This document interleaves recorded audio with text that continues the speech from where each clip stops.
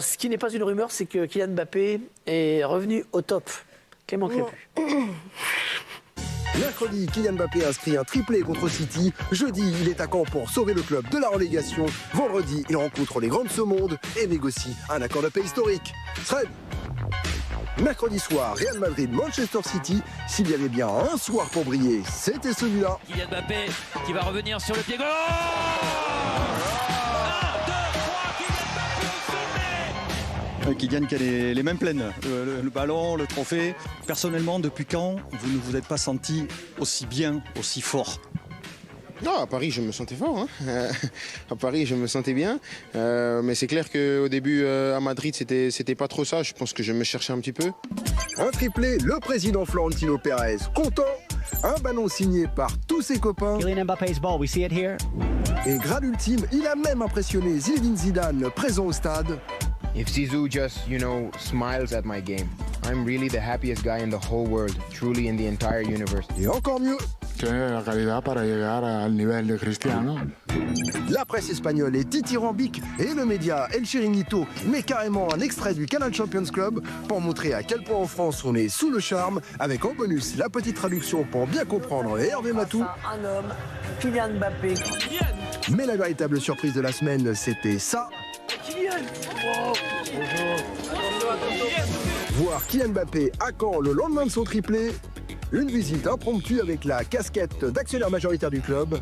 C'était important d'apporter mon soutien encore plus dans la situation actuelle. En face de moi, j'ai vu un groupe qui n'était pas du tout résigné, qui était motivé à l'idée de se maintenir. Il faut dire que ça ne va pas très fort puisque le club est là, dernier de Ligue 2. Quand qui vient de se séparer de son entraîneur Bruno Balthazar, qui part sur un bilan de 7 matchs, 7 défaites. Du coup, nomination cette semaine de Michel Derzakarian. c'est pas une mission impossible. Le football a démontré que rien n'est impossible. Faut déjà renouer avec une dynamique de victoire et essayer de gagner déjà ce week-end contre Pau. Eh bien, c'est râpé. Quand on concède le match nul 2-2, Kylian Mbappé ne peut pas toujours gagner. Au revoir, merci beaucoup. C'est marrant ça, enfin marrant. Je marque 3 buts en Ligue des Champions mercredi. Je suis dirigeant actionnaire dans un club qui est lanterne rouge de Ligue 2 le lendemain matin. Moi, je pense que, mais c'est pas grave, je dirais du mal de lui une fois de plus, mais je comprends pas qu'on puisse être à la fois joueur et dirigeant d'un club de foot. Je pense qu'il y a un temps pour tout. Et on dit que les joueurs sont trop focus sur leur petite vie et que c'est bien. Oui, mais à un moment donné, on peut pas être à Madrid et à Caen. Enfin, je pense que les salariés ont besoin de présence aussi. Et franchement, après que les joueurs puissent s'investir, etc. Mais là, je vois pas bien. Je pense que c'est suffisamment difficile d'être footballeur professionnel. Il faut peut-être se concentrer sur. Mais ça n'empêche pas d'être très bon. Donc, moi, ça m'enlève rien, je m'en fous. Mais je pense que si on est supporter canet, on a des raisons peut-être parfois d'être en colère, même s'il s'exprime très bien. Et que voilà. Après, tous les propriétaires ne sont pas présents tous les jours. Hein. Oui, mais est-ce que pour autant c'est une bonne chose? Non, après, ça dépend si vous êtes bien entouré ou pas à la direction du club qui est là.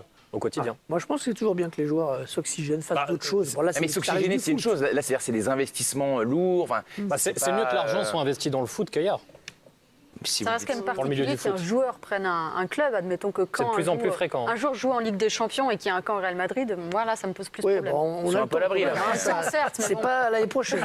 Il n'empêche que c'est un peu de temps avant que ça n'arrive. Il cartonne Kylian Mbappé sur le terrain. On a vu ce triplé qui est son deuxième triplé sous le maillot du Real Madrid, son premier en Ligue des Champions. On avait une caméra sur lui lors de ce match et ça nous permet vraiment de nous rendre compte de la rapidité en fait et de l'intensité sur ses buts notamment. Sur ce premier avec la vitesse, sur le deuxième but, c'est aussi la qualité de son déplacement qui frappe aux yeux. On le voit s'écarter, le crochet, ça va très vite sur ce but-là. Et c'est vrai que là, on s'en rend vraiment compte, Samir, il y a une vitesse d'exécution et surtout une confiance qui transpire dans ses buts. Ouais, c'est la confiance, surtout sur la fin de frappe. Était magnifique et après même de tenter cette frappe-là du pied gauche après son passement de jambe. Non, il retrouve ses sensations et on le voit sur le plan physique. Déjà, je trouve qu'il est un peu plus affûté, il s'est affiné aussi, donc il a retrouvé son explosivité et c'est ce qui a toujours fait sa force. Un triplé avec des buts tous aussi beaux les uns que les autres, dans un match aussi médiatisé que celui-ci, ça valide vraiment son retour au plus haut niveau. Je pense d'abord qu'il a fait le bon choix par rapport au Real Madrid, parce que le style de jeu d'Ancelotti lui correspond très très bien, et Ancelotti, très malin, le fait défendre très très peu, il fait son 4-4-2, il met Bellingham à gauche, Donc je pense qu'à ce niveau-là, et puis petit à petit, il est monté en puissance. Je pense qu'il s'est remis en question. C'est une remise en question totale. Dans une équipe où le style de jeu lui convient bien. Et là, il montre tout ce qu'il sait faire. J'ai toujours dit, à part le jeu de tête, il sait tout faire. Appel en profondeur, il est mieux dans le jeu combiné. Là, il est rentré sur le pied gauche. Ils veulent pas jouer, les droitiers veulent toujours jouer à gauche pour rentrer, pour frapper. Ils peuvent le faire aussi de l'autre côté. Donc bravo. On leur reprochait parfois de ne pas marquer dans les gros matchs. Là, pour le coup, c'en était un. Oui, c'était important qu'il le fasse, il est en forme, voilà, il monte en puissance. Moi, je préfère le voir comme ça. Hein. Je préfère qu'on en parle en bien qu'on en parle en mal, mais je rejoins Fred sur le fait que je suis quasiment certaine qu'il y a eu une remise en question de sa part. Il y a eu effectivement cette interview où je pense qu'il a lâché des choses, ça lui a fait du bien, médiatiquement. Mais après, derrière, il a beaucoup travaillé et je pense qu'il s'est remis en question pour retrouver le Kylian Mbappé qu'il était. Et là, on revoit juste des gestes qu'on a vus de lui.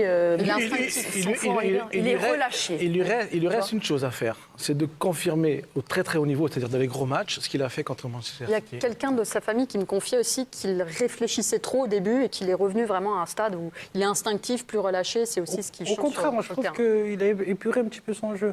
Au PSG, de temps en temps, il voulait faire du Neymar. Fioriture, il rajoutait des gestes alors super que là, je trouve qu'il va à l'essentiel et c'est ce qui va lui permettre d'être tout en haut. Il ne faut quand même pas banaliser ce qu'il a fait cette semaine. Là, on est sur un match de barrage de Ligue des Champions face à l'une des meilleures équipes d'Europe. Voilà, maintenant, c'est bien de le voir confirmer. Mais après toutes les critiques qu'il y a eu depuis le début de la saison, il faut quand même insister sur ce match référence de Kylian Mbappé. Il est le joueur qui voulait être. C'est le cas quand même, non? On en parle. Oui, non, mais c'est important d'insister là-dessus. Non, mais je crois qu'on est. Quand il est bon, on le dit c'est bien de le dire. largement autant que quand il l'est pas, et même quand il l'est pas. On vous a pas entendu d'ailleurs.